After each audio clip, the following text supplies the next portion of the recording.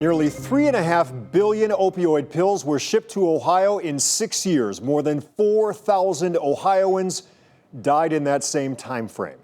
Today, Cuyahoga and Summit County struck a deal with 4 drug companies they were suing for allegedly contributing to the opioid crisis.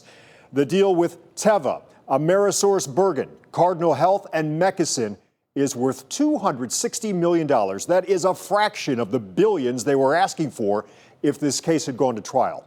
While they agree more needs to be done, county leaders say this is a start to fighting a crisis that has plagued our communities for years.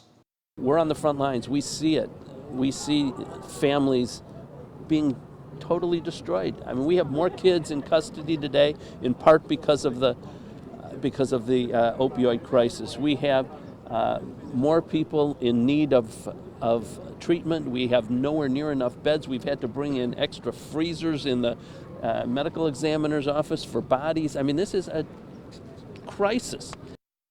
Well, both counties plan to use the money toward their own plans for prevention, treatment, and education. The 5th defendant, pharmacy chain Walgreens, was not included in the settlement and will receive a new trial date. We have team coverage of this groundbreaking settlement that could have national implications. We take a closer look at why the counties took this deal. But first, the real cost of the crisis. My first reaction is that, there's no amount of money that's going to bring back my son or all the families that's been so devastated.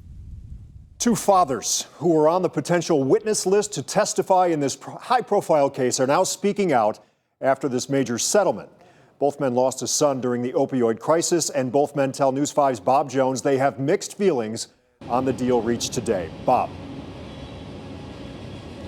Rob, Summit County officials are still calculating the exact amount the county will receive here, but it's safe to say it will be in the tens of millions of dollars. 2 fathers say that money can do a lot of good, but it's still not enough.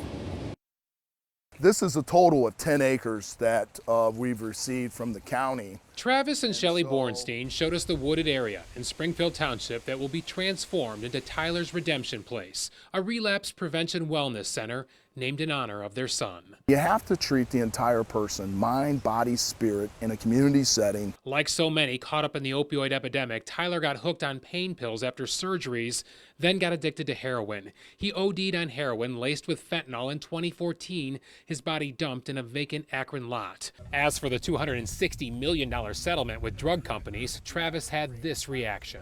As families, there's nobody jumping for joy. Travis, who was on the witness list to testify, believes the deal prevented stories like his son's from coming out in open court. I know there was a big push by the pharmaceutical companies to not tell any personal stories. Greg McNeil's son, Sam, also struggled with pain pill addiction before dying of a heroin overdose in 2015.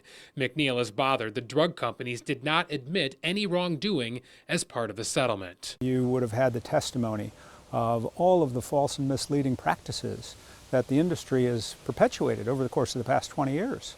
And it's unconscionable. Both dads stressed no amount of money will bring back their sons or thousands of others lost to the opioid crisis.